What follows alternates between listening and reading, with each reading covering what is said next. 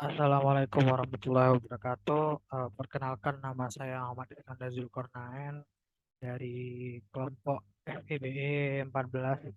Jadi di sini saya akan menjelaskan tugas tentang writing and presentation test tentang materi pada minggu yang pertama. Jadi pada minggu yang pertama kemarin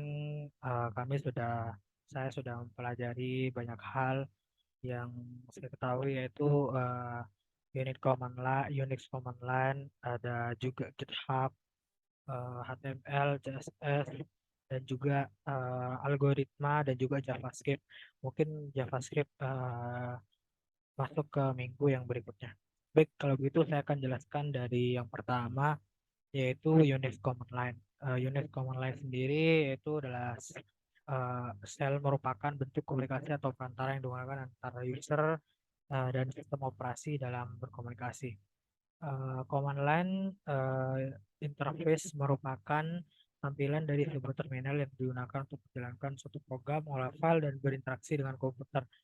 Jadi, shell itu adalah komunikasi atau bahasa untuk pengantar antar user dan sistem operasi, sedangkan CLI-nya atau command line interface yaitu sebagai aksesnya atau bisa jadi tampilan bagaimana seorang user mengakses sebuah komunikasi tersebut.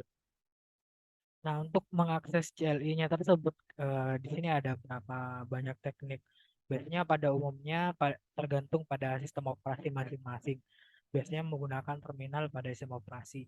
Jadi, misal di sini ada pada Windows ya, pada Windows itu ada dua sistem operasi. Maksud saya ada dua sistem CLI, yaitu PowerShell dan juga CMD. Nah, ini contoh dari PowerShell bisa berkomunikasi melalui PowerShell seperti ini dan juga CMD. Nah, sebuah file system mengatur bagaimana data disimpan dalam sebuah sistem. Sistem operasi Windows dan Unix eh, like menyusun file dan directory menggunakan struktur yang bentuknya mirip tree. Jadi sistemnya seperti ini ya berbentuk tree. Di sini untuk yang Unix like perbandingan perbedaan bentuk sistem filenya. Ini Unix like seperti Linux dan juga Mac. Jadi di dalam satu tree saja, sedangkan Windows tuh dibagi beberapa directory atau penyimpanan. Jadi ada yang disimpan di C, ada yang disimpan di D, ada yang disimpan di E berdasarkan disk masing-masing. Jadi disk C itu ada tree masing-masing juga. Nah, ini untuk beberapa command line untuk navigation file dan directory ya. Ini PWD ini untuk mengetahui posisi kita itu di directory mana. Misal kita ada di directory D, ketika kita mengetik PWD maka akan memberitahukan informasi bahwa kita itu berada di D. LS ini untuk mengetahui isi file suatu directory. LS-LA untuk mengetahui file yang disembunyikan. CD itu merupakan komen untuk berpindah directory. Jadi misal mau pindah dari di dalam D itu ada directory kuliah, ketika kita mau masuk dari D ke kuliah itu menggunakan CD kuliah gitu. Terus juga ada komen mkdir itu untuk membuat directory baru atau folder baru. Hmm.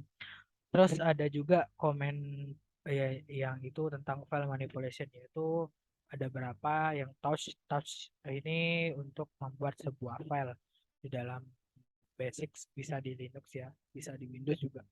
Eh, Pada umumnya sih kalau nggak touch nano biasanya. Nah, ini biasanya touch terus nama file yang akan kita buat. Nah, ini juga oh ya, ini lanjutan ya. Salah salah ini. Salah tulis, jadi ini lanjutan di Linux digunakan untuk buat file di Windows juga.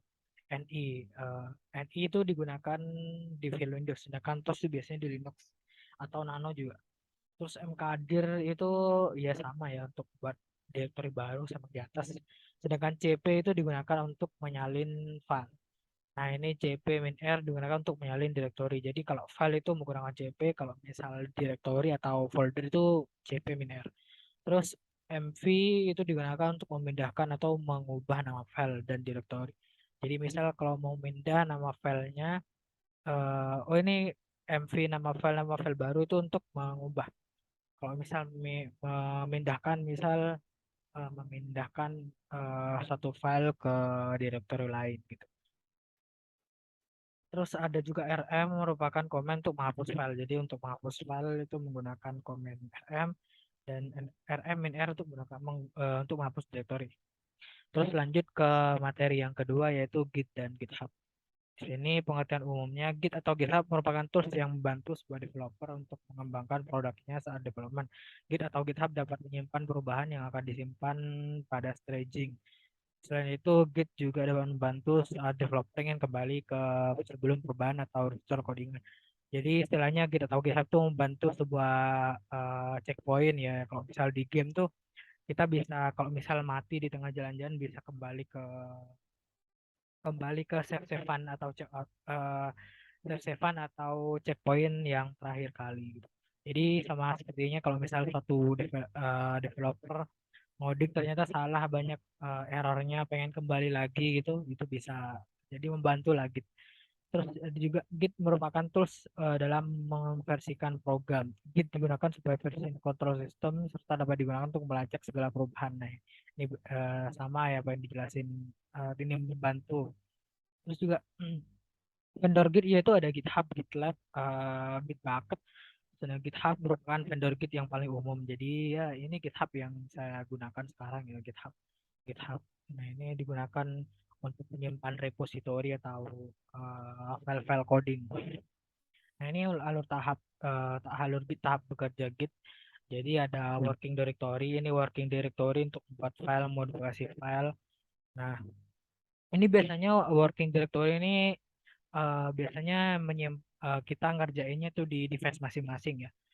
Jadi kalau misal kalau membuat file gitu, habis itu baru kita menyimpan staging filenya, apa yang ada perubahan disimpan terus di commit. Nah, kalau di commit itu menyimpan perubahan yang asli. Jadi kalau misal berkolaborasi dengan yang lain ini biasanya ada tahapan lanjutannya, ada push. Jadi istilahnya working directory itu ketika kita mau mengubah, mau ngedit gitu, mau atau menghapus. Nah, staging itu untuk file-file yang siap disimpan gitu. Nah, sedangkan commit itu perubahan file yang disimpan. Jadi apa istilahnya kayak disimpan dalam satu buku.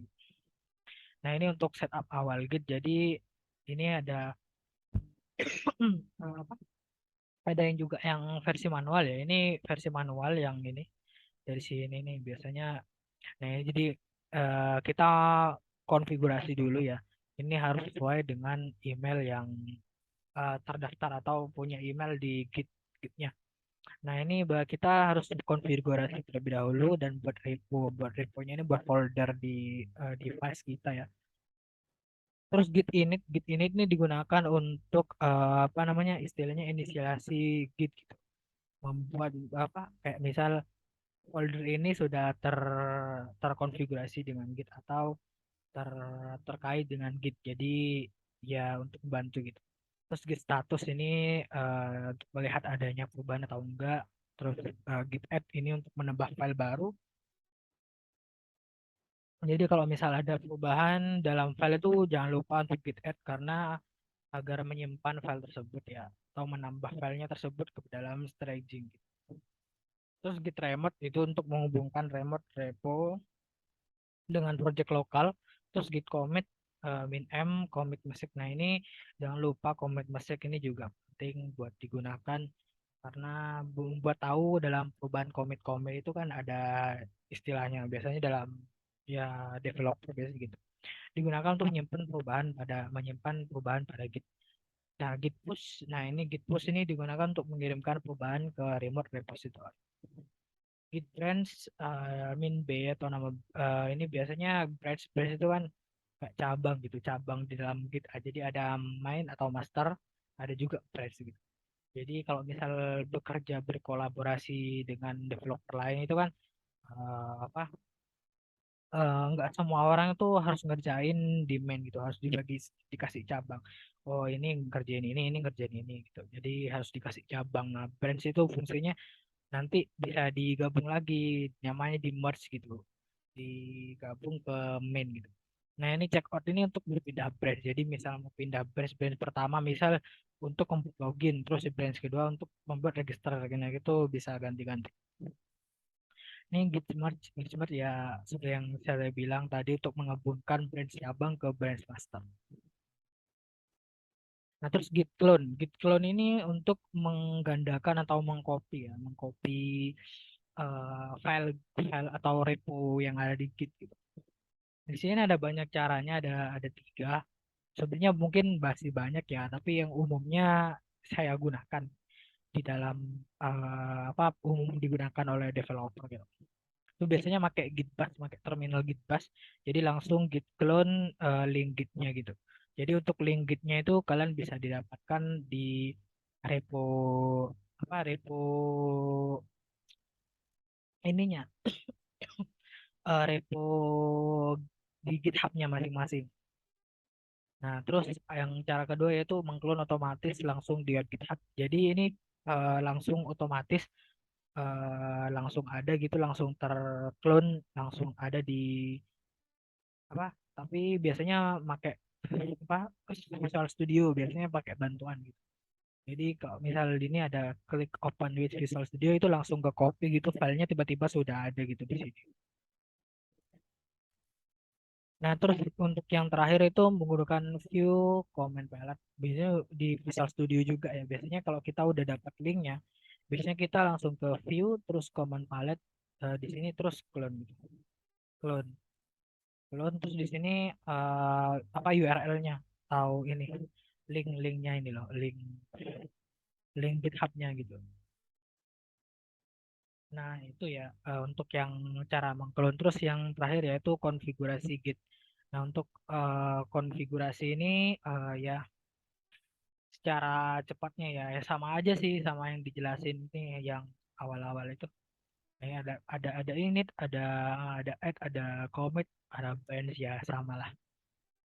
Nah, selanjutnya ke materi selanjutnya itu HTML. HTML atau Hypertext Markup Language yang berfungsi untuk menampilkan konten di browser. Tool yang dibutuhkan ber HTML yaitu web browser dan kode editor. Visual Studio Code merupakan salah satu kode editor yang dibuat oleh Microsoft. Keunggulan dari Visual Studio Code yaitu it lets run the book with built in Git extension. Biasanya banyak sih apa HTML itu digunakan buat website atau tampilan tampilan web gitu. Biasanya banyak itu toolsnya yang digunakan ada Shutterstock, ada Visual Studio Code, bahkan ada juga yang memakai Notepad gitu, yang notabene-nya cuman ketikan biasa. Nah, ini ada HTML struktur ya.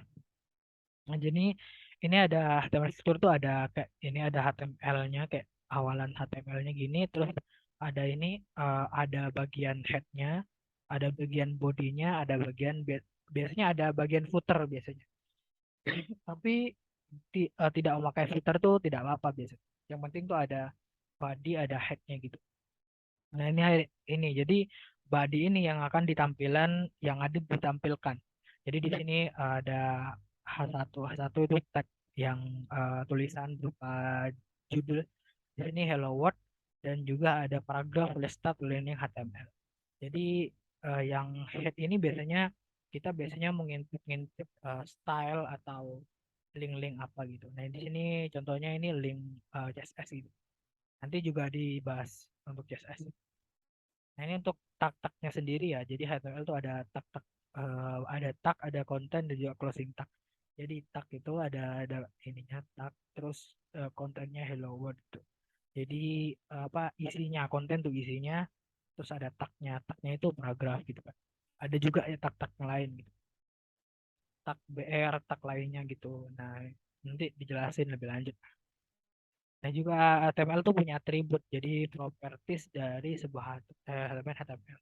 Yaitu ada ID, ada class. Biasanya ID class name itu biasanya dibuat menandakan gitu. Jadi untuk mengedit dalam CSS itu pakai ID class name untuk menandakan. Nah, itu ini tag sendiri tuh ada single tag, ada juga yang singular atau singular tag. Maksudnya tagnya biasanya kan kalau tag tuh ada tag pembuka sama tag penutup. Jadi kalau single tag itu cuma satu doang nggak apa. Jadi kayak misal BR, HR jadi image gitu. Jadi itu cuman IMG itu cuman satu tag doang. Nah, ada juga yang pair tag atau double tag gitu. Jadi ada yang double gitu. Lanjut, HTML comment digunakan untuk memberikan keterangan pada suatu line. Nah, ini untuk biasanya keterangan, biasanya nggak masuk ke apa, cuman sebuah keterangan aja gitu. Salah satu cara menjalankan HTML itu menggunakan live server untuk menggunakan Visual Studio Code. Biasanya ya ngeditnya itu biasanya apa, pakai pakai server di Visual Studio Code. Nah, ini contoh apa penerapan tag-tagnya dalam pembuatan tabel. Jadi ada tag ini tag head, ada tag tr, ada tag td. Biasanya ini untuk yang head sendiri itu biasanya apa? Yang ini apa namanya? Folder, bukan folder apa? Judul, bukan judul. Baris pertama, barisan pertama. Jadi ya itu ada head gitu ya. Terus ada juga tr ini kayak barisan juga sih. Eh, jadi susunannya T-head, T-head, TR, TD. Biasanya TR, TD itu TR, TD itu biasanya berurutan lah. Jadi kayak misal bersusunan. Jadi ada TR berarti TD gitu. Pribadi. Itu contoh apa penerapan tag dalam tabel. Nah, di sini untuk semantik HTML. Semantik HTML itu merupakan elemen HTML sesuai dengan kebutuhan konten, yaitu header, footer, navigation, section, dan aside, dan lain-lain. Nah, ini contoh codingan untuk yang menggunakan semantik ya. Jadi di sini udah menggunakan nav nih, menggunakan nav, menggunakan header. Di sini ada header, ada nav bar ya, ada artikel juga gitu, ada footer juga. Jadi kayak udah apa, udah kompleks lah, udah kayak eh, kayak website blog-blog gitu. Nah, jadi misalnya ini, nah, my blog ini kan sebagai header, terus ini home, about, contact, ini sebagai navbar gitu kan. Nah, ini juga sebagai artikel gitu kan. Di sini ada isinya, artikelnya apa, paragrafnya, terus ada footer juga gitu. Terus lanjut ke materi selanjutnya itu tentang JSS.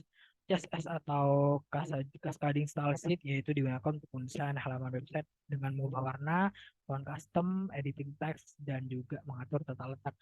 Ini juga struktur CSS-nya, berarti insert elemen HTML, buka kurung siku, kurung kurawal maksud saya, property dan value. Biasanya titik itu merupakan selektor pada HTML yang memiliki properti kelas. Jadi bisa nih, contohnya gitu kan, ini kan ada dot base. Nah, ini dot selektor. Selektor tuh ada banyak jenisnya gitu kan.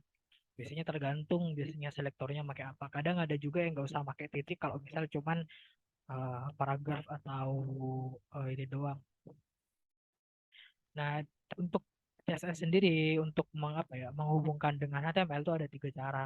Ada inline tag, inline tag, internal style, dan juga external style. External style. Style. Inline tag sendiri itu menggunakan CSS langsung di atribut elemen HTML. Jadi langsung di HTML-nya, maksudnya di elemennya. Jadi kalau misal nih ada kan elemen H1 gitu. Nah, langsung di sini ininya apa? CSS-nya. Nah, ini mengubah color teksnya itu berubah menjadi blue dan teks align-nya itu center gitu. Terus ya kayak ya sama ya seperti ini. Itu paragrafnya akan berubah kolornya, teksnya berubah warna merah.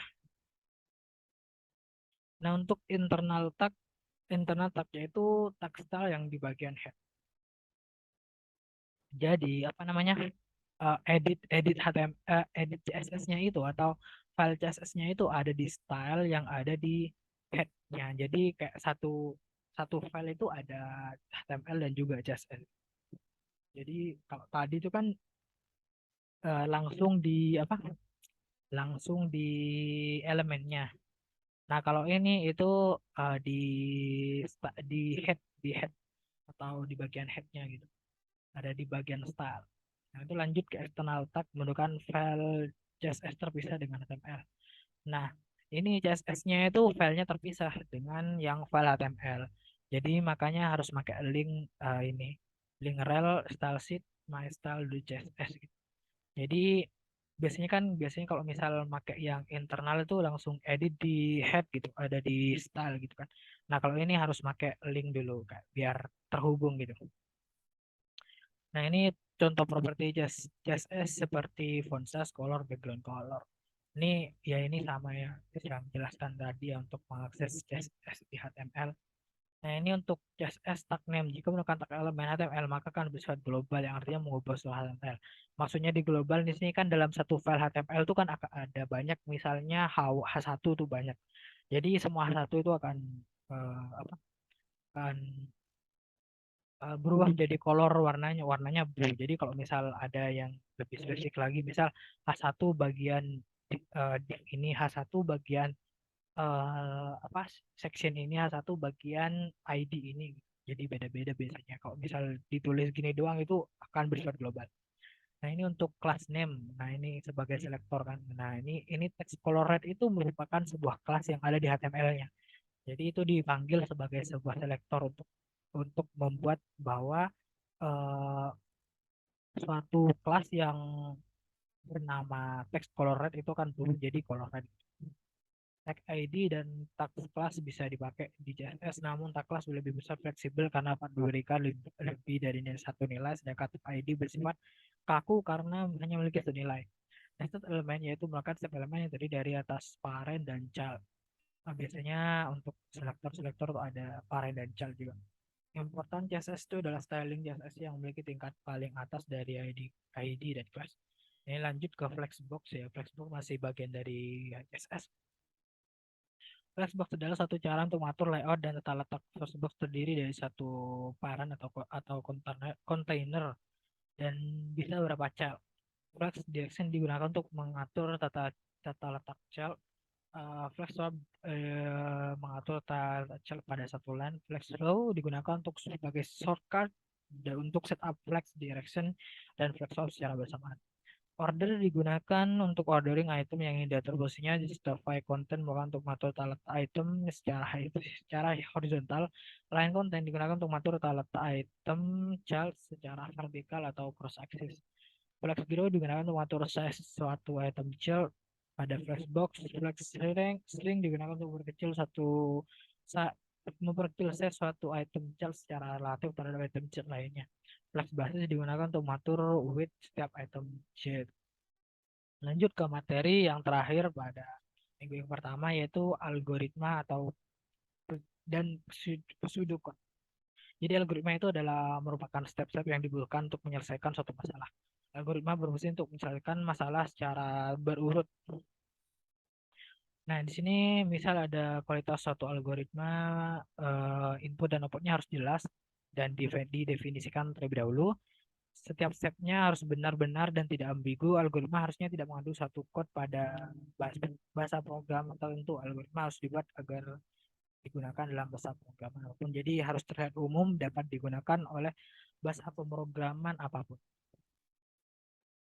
Kenapa harus mempelajari algoritma? Yaitu pemrograman merupakan algoritma dan struktur data. Data struktur digunakan untuk mengolah sebuah data. Algoritma menyelesaikan suatu data menggunakan sebuah data tersebut. Ini ada contoh algoritma input 1 sama 10, input 2 sama 5, output input 1 plus input 2. Print result output. Jadi di sini ada input yang pertama ada 10, input yang kedua ada 5. Sedangkan outputnya adalah penjumlahan dari input 1 dan input 2, maka resultnya merupakan outputnya yaitu 15. Jadi menggunakan algoritma ini bisa digunakan diubah menjadi beberapa bahasa program, bisa Java, bisa bisa bahasa C++, Python, banyak lain. Ini pseudocode merupakan tools yang digunakan untuk menulis algoritma. Jadi ada tekniknya biasanya. Panduan menulis pseudocode. Nah, ini tekniknya huruf kapital digunakan untuk menulis perintah. Satu statement hanya terdiri dari satu baris. Menggunakan indentasi harus bersifat spesifik dan simpel. Ini contohnya.